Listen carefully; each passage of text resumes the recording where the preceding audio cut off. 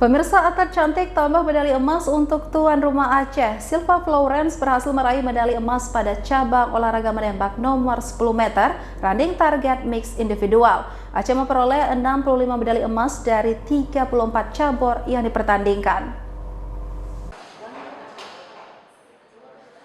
Silva Florence, atlet menembak pada nomor 10 meter running target mixed individual, ia berhasil memperoleh medali emas di PON ke-21 Aceh Sumut, berhadapan dengan 6 finalis lainnya dari sejumlah wilayah di Indonesia.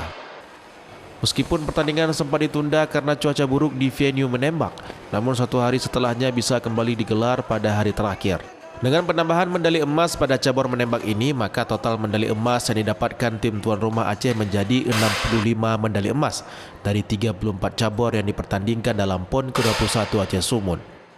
Silva Florence mengatakan tidak menyangka bisa memperoleh medali emas. Untuk kendala di venue menembak, paling mesinnya yang sering macet sehingga menghambat pertandingan. Masih belum nyangka bisa dapat medali untuk Aceh, karena ini PON pertama aku, jadi kayak masih belum terbayangkan.